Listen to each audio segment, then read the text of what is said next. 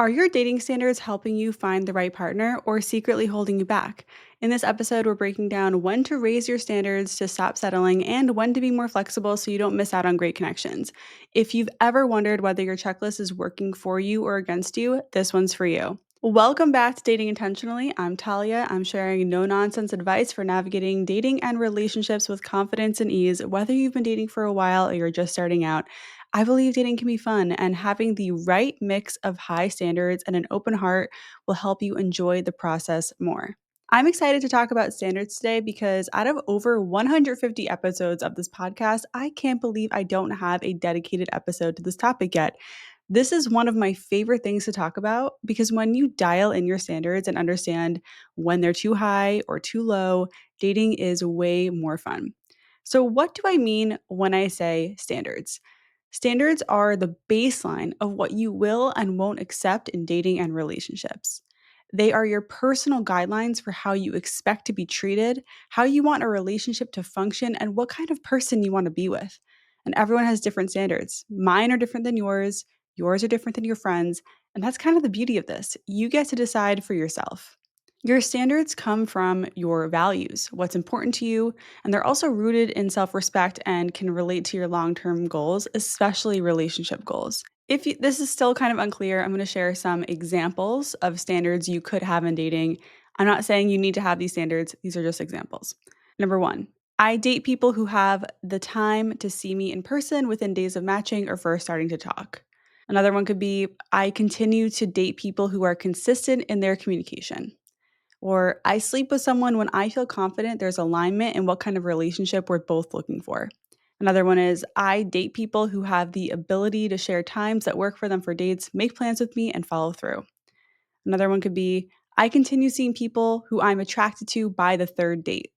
These are examples of standards. And if they kind of sound like rules, that's because, well, they kind of are. But these are rules for yourself. They're different than dating rules that you'd find in a book or on some social media influencer's page, like never text first or never say you like them first. Ugh, no. Your standards are what you set for yourself so you can have a dating experience that aligns with what you're going for and what behavior you want in other people. Standards are also different than needs and expectations. Let's unpack that. Standards versus needs. Standards are broad guidelines for what level of treatment you will accept from someone and what kind of relationship you want. And these can and should be flexible, while needs are not. Needs are non negotiable. They're kind of more like ironclad, like this is what you need. And of course, they can evolve and change over time. They're not going to change like much within a year or two, if that makes sense. Needs are absolute requirements that must be met for a relationship to work for you. And, an example of this is like, I need a partner who wants marriage and kids because that's a core life goal for me, right? That's a need. It's not going to change. And here's the difference between standards and expectations. Standards are about you, right? What you require for a relationship to be healthy and fulfilling. Expectations, on the other hand, are more about other people, like what you assume or hope they will do. Expectations can, be unrealistic or kind of, they're really unspoken assumptions that set you up for disappointment. My therapist told me a long time ago, and this really stuck with me, that expectations will disappoint you every time. And I really do believe that to be true. Here's an example. Having a standard that you only date people who communicate frequently is different from expecting someone to text you every day and feeling let down when they don't. So, in this example, you are stepping back and letting things play out to see if they are naturally the kind of person who communicates often. But if you're stuck in expectation mode, you'll be sticking around and waiting for someone to wake up and realize that you want daily communication instead of just accepting that they're not the kind of person who can do that and just moving on, right? Expectations will keep you waiting around for someone to just kind of do something that you want them to do, and you'll be kind of waiting. You could be waiting forever, right? And just feel disappointment and feel resentment. Whereas standards are like you're noticing their behavior, and if they're not doing that thing, you get to decide if you want to walk away instead of just waiting for them to meet this unspoken expectation. And by the way, you don't have to say what your standards are. It's more what you live by. It's more like, okay, I'm going to walk away from this connection if they are not up to my standard, if they're not communicating with me frequently enough. That's something that you get to notice and then you take action on what to do. So, why are standards even important? Well, if you don't have standards, it's going to be harder to filter out incompatible people. And you're going to waste time on relationships that don't serve you. Standards kind of protect you from that. This is key to dating intentionally. Standards will protect you from unhealthy dynamics. They'll make sure that you stay true to yourself and ultimately help you build a relationship that aligns with what you truly want. And without standards, you might find yourself settling for less than you deserve, accepting poor treatment, or getting stuck in situations that drain you instead of fulfilling you. This might be tough to hear, but when you choose to stay in a relationship with someone who's not showing up, which sucks, but you're not the victim here. No one is forcing you to stick around to see if anything changes. You are choosing to stay with someone who doesn't meet your standards. And that can be tough to stomach when you have a great connection or the sex is really good or they make you laugh or they're like better than your ex, but maybe they're not good enough, right? Better than your ex sometimes isn't good enough. So if you're currently dating someone who you have a strong connection with, but they fall off the grid every few days and you have no idea where you stand with them, and it's been like that for weeks, guess what? You are choosing to ignore your standards by staying. So you can take action on that and walk away, even though it's hard. I know. I've shared this story a few times, but this is an example. Like, I met a great guy who I was super into, who just got out of a 10-year relationship a few months before we met, and he wasn't ready to commit. He said that. He wasn't ready for long term, but I was. I had the choice, I had the option to continue seeing him while he also dated other people and like didn't commit to me, even though that's what I wanted. And if I had done that, that would have been going against my standard. We have choices in our dating life. And my whole mission here is to help you make choices that align with what you want and deserve, even when it's hard. Sometimes the right thing to do is just not the easy thing to do. So let's talk about your standards. Do you have them? A lot of people think they have standards, but when they look at their dating history, they realize they've just been stuck in expectation mode because you've been waiting for someone to act like the kind of person you want them to be instead of realizing who they are and walking away. Maybe you say you won't tolerate inconsistent communication, but you keep texting back that person who ghosts and reappears. Or you say you want someone emotionally available, but you keep falling for people who can't commit and you just want to see if anything changes. It's time to reflect. Are your standards clear? And are you actually sticking to them? It's your job to enforce them. If you find yourself leaning more into expectations instead of standards, ask yourself why. Are you afraid of scaring them off? Do you believe that this is the best you can do? Are you hoping someone will change? Your standards only work if you hold on to them, again, even when it's difficult. So take a moment to reflect. Are you honoring your standards or are you letting your emotions, anxieties, and fears override them? So let's talk about having standards that are sky high to the point where no one can meet them. I'm going to go through a few examples, okay? Your standards are too high if you reject people for minor surface level things that don't actually impact long-term compatibility. Some examples of this are like if you stop talking to someone because they use too many emojis in their text, even though they were thoughtful, communicative, and genuinely interested in getting to know you. Or maybe you turn down a third date because they ordered a well done steak, even though the conversation was great and they made you laugh the entire night. By the way, this is a real story. These are real examples that I'm sharing. Or maybe you rejected someone because they didn't like how they asked you out, like the actual wording of how they asked to see you again, even though they consistently made plans with you and had time to see you. Not great. Again, these are little things that don't actually affect the relationship and their ability to show up for you as a partner, their character, and all these things. Like someone like ordering a well done steak. Yeah, okay, that's questionable if you're a foodie, but is that a deal breaker? Absolutely not. Here's another example of your standards being too high. If no one ever seems good enough, even when they treat you well and share your values. So, this is like if you went on multiple great days with someone who's kind, consistent, and emotionally available, but you convinced yourself that something was missing because maybe you didn't feel the spark or it wasn't as exciting as the emotionally unavailable people you've dated in the past. Sound familiar?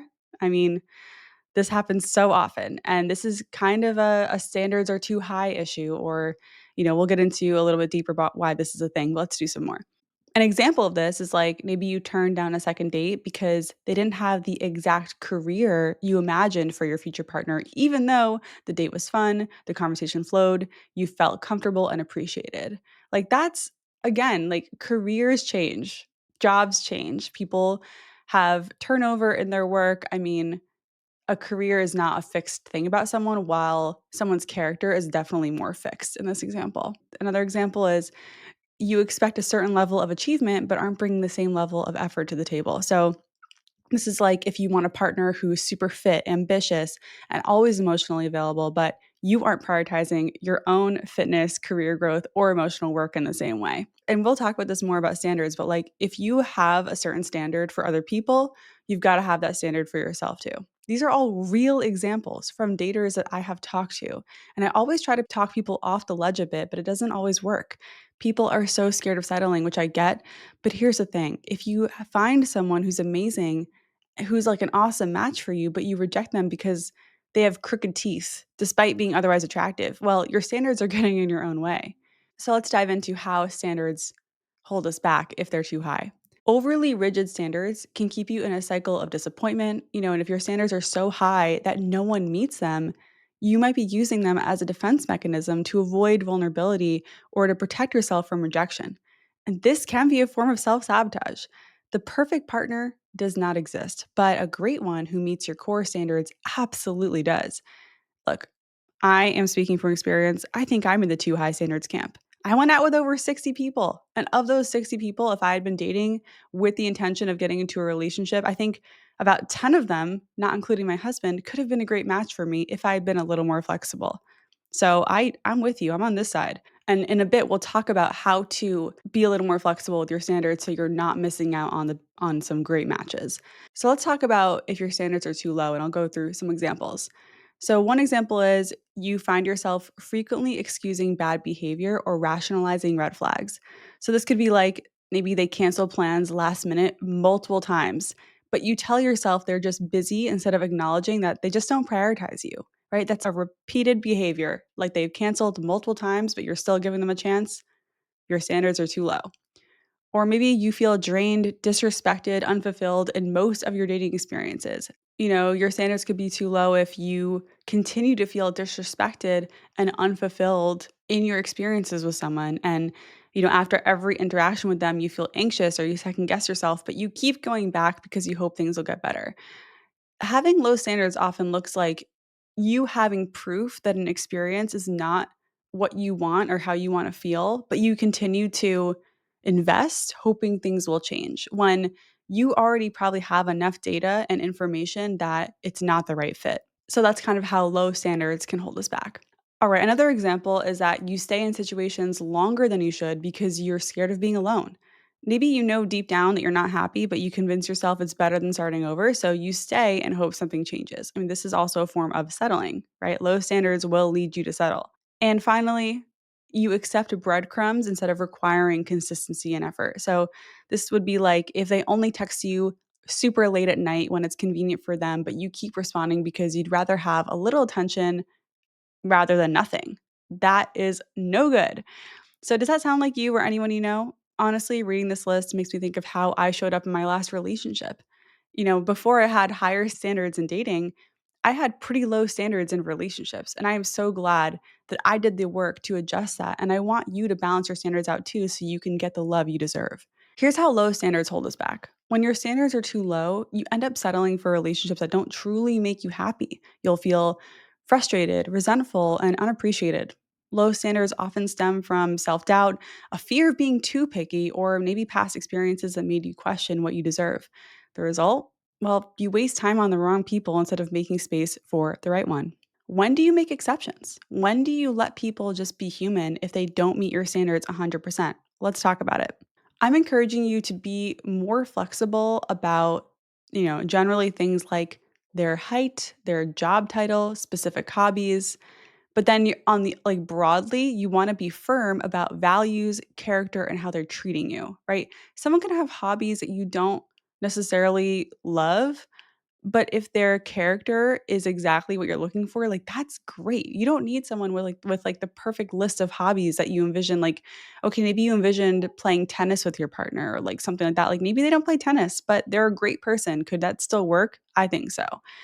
I want you to be flexible about timing, but not be flexible about effort. So, this is a very common one. If someone is genuinely interested in you and they're showing interest, but they have a busy work schedule or maybe they have kids or other things going on, it's okay to give them space to show they're still prioritizing you, right? It's okay if they're not necessarily the best at making plans, but if they do make an effort and they're initiating, they're trying to figure out, they're trying to fit you in their busy schedule, that's great. But if they consistently leave you hanging and don't make an effort, that's a sign they're not invested. And that's a sign to walk away. So, again, you want to be flexible about timing because life happens, but not effort. If they say like I'll reach back out to you with better times that work for me and they never do, there's your answer. But if they say, "Oh yeah, I'll reach out with times that work for me," and then they actually follow through, that's great. That's what we're looking for. Another one is to be flexible about attraction, but not chemistry. And this one's a really sticky one. You'll go on dates with someone and you're like, "Oh, they're so great, but I'm not as attracted to them as I was with other people."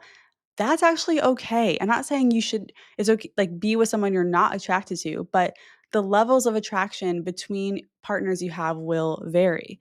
And I think having some attraction is something you can work with even if it's not the most attracted you've ever been to that person. I guess I want you to be flexible about not dismissing someone immediately just because they don't look exactly like your type. But then if you feel zero chemistry after spending time with them, don't force it. You can walk away. So I think again, being flexible, like if they're not the most attractive person you've ever dated, but the chemistry is amazing, that's awesome. Keep going.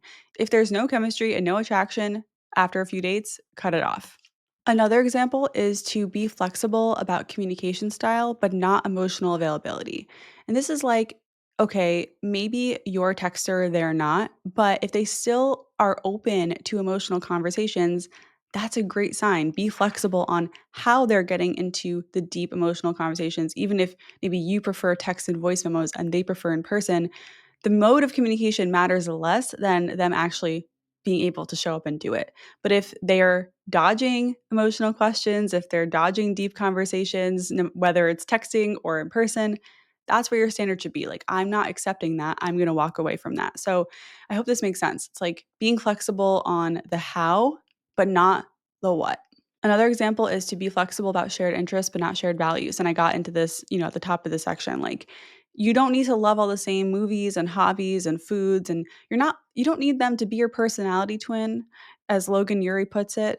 But you do want someone who aligns on the big stuff like family, relationships, life goals, lifestyle things. Like, that's way more important than having shared interests. And I actually have a whole episode on why you don't need to have shared interests with someone. And I'll link that in the show notes. Okay, two more. Another thing to be flexible on is minor annoyances, but not fundamental incompatibilities. So, minor annoyances, we're talking about the ick here. Like maybe again, my prime example is they hold their fork and knife weird, which is my ick, or maybe they chew loudly. I know some of you listening might be like, wow, I can't stand it if someone chews loudly because I know there's like a condition where you can't handle chewing noises, but like I'm not talking about that level, that extreme level. I'm talking about like little annoying things. Like an example in my life, Johnny does this thing where if I say something, he says, I know. And it can be really condescending sometimes, but it's like I've learned to get used to it, or like things like where he needs to make the joke first, even if we're having a serious conversation. And I've learned that he just, once the joke is out, he can move on and we can get into the serious conversation and it's great. Like these are little things that don't actually affect our relationship in a major way because we've learned how to communicate and work with each other. But fundamental incompatibilities, on the other hand, are like if they don't respect your boundaries, if they dismiss your feelings, if you guys disagree on really important things like very important political issues, those are fundamental incompatibilities that you should definitely not accept in a relationship. That's where your standard should be. The second you learn something that's a deal breaker about them, like if you want kids and you learn they don't on the second date, don't see that person anymore. That person is not going to change their mind likely. It's not worth seeing them if you are in your early, mid, late 30s and you want kids and you find out they don't, that's done. You're done with that person. Okay. And that's, again, they're not a bad person. It's just a fundamental incompatibility. So, again, I want you to be a little bit more open to minor annoyances. Your future spouse, your future partner is going to annoy you. The earlier you accept that, the better. It'll be easier to date, I promise. All right, the last one is being flexible about income, but not financial competence. So, if someone isn't making a ton of money, or like they're in a career, they're early in their career and they're not kind of developed yet in that, that's okay. That's something that you can be flexible on because, like I said earlier, jobs change, careers change. People get let go, people get different jobs. Like you can meet someone with the best job ever and the next week they get let go. And I'm saying this as someone who is married to a government worker who's facing job loss right now. So like that's supposed to be the most stable job ever, you know? So I'm just saying be flexible about that, but not financial competence if this is important to you, which I hope it is. The standard that you're holding is whether or not they're reckless with money or if they're drowning in avoidable debt or if they expect you to take care of them financially. Like those are all things that would raise a red flag. If, again, your financial values are yours, I'm just sharing examples of what could be a red flag. But that's the difference here. It's like, okay, maybe they don't have the career you envision for your partner, but how are they with money? What are their plans? What is their approach to money? That matters more than their actual job right now. To wrap the section up, like be open to people surprising you. Be open to the fact that we're human and we're all flawed, but don't ignore your non-negotiables just because someone is super charming or persistent or, seems like they're just the perfect person on paper. And my advice to you is to adjust your approach based on experience. Like if your high standards are keeping you from forming real connections, I would love for you to reevaluate what truly matters. And if you keep getting hurt, your standards might not be high enough. The last thing I want to touch on here is just reflecting on whether or not you live by the standards you have. So it's one thing to say you have standards, but how are you enforcing them? And are you walking away from situations that don't meet them? Are you embodying the qualities you seek in a partner? If you say you want someone emotionally mature, are you working on your own emotional maturity? Your standards shouldn't just be about what you expect from others, but it's also about how you show up in your own life. Like for me, I'm all about consistency. That's a huge, value of mine. So when I was dating, I would be consistent because that's what I was looking for. I wasn't going to play texting games with people. I'm the kind of person where if you text me and I'm looking at my phone and I can easily text you back, I will, even if it's immediate. And my friends often joke that I text them back before they even put their phone down. And sometimes I don't, but like most of the time I do. And I wasn't going to hesitate on that in my dating life. And it didn't hold me back at all. I was the kind of person where if I was going to show interest, like I live by the value of if I am interested in someone, I'm going to show interest and I'm not going to be afraid if they don't reciprocate, but I'm going to show that interest and see what happens. So like if you expect someone to show interest in you and if you want that and that's your standard, are you showing interest in them? I think a big mistake here that I see in early dating is when you want the other person to come in hot with the date plan and the execution of it and paying for it and all that, while you just sit back and do nothing. And look, I get it. We all want someone to take that level of care of us in a way. But in early dating, it truly takes two, especially today. If you want someone who's game to plan fun dates, to initiate conversations, to carve out time for you, then you need to do the same thing. And maybe it's by taking turns, maybe it's by collaborating, but it's not okay to have a standard that you're not living by. Like if you want them to text first all the time and you'd never initiate it, that's just you using a high standard to cover up for being rejected or a way to avoid looking dumb for texting first and getting left on red. Yep, I went there. I truly believe that some high standards are just a way to protect us from embarrassment. And a side effect of that is not putting yourself out there, not showing any vulnerability or showing interest. And who wants that? No one. Date how you want to be dated, treat others how you want to be treated. And if they don't match your energy, then of course it's okay to walk. So, what should you do next? Well, here are some ideas. You could write down your standards, like get clear on what truly matters and what's negotiable. I will put the examples that I shared at the top of this episode in the show notes so you can see examples written out and then you can try to come up with your own. And feel free to copy those. Like if those resonated with you, great. I also recommend doing an audit of your past dating patterns. Like, have you been honoring your standards or have you been letting them slide? You can also practice self worth. Remind yourself that you deserve a relationship that aligns with what your needs. Of course, you've got to figure out what those needs are first. And make a commitment. The next time someone doesn't meet your core standards, you'll walk away no matter how much potential you think they have. All right. So we just went through a lot about standards. I hope this helped you kind of think about. So after listening to this, I'm really curious to hear from you. Do you think your standards are too high or too low? You can shoot me a DM on Instagram at dating.intentionally or leave a comment below if you're watching on Spotify or listening on YouTube. And once again, thank you for listening. Thanks for trusting me. I hope this episode helped. And I want to thank you for listening. Thanks for trusting me. Don't forget, you're doing great. And I would love it if you share this episode with someone who's dating right now and might need a little confidence boost or some tough love. And if any of these episodes have helped you in your journey, you can help other daters find the show by leaving a review anywhere you're listening or following wherever you're listening, even subscribing on YouTube. All of it helps, and I really appreciate it. Once again, I'm Talia. This has been Dating Intentionally, and I'll see you next time.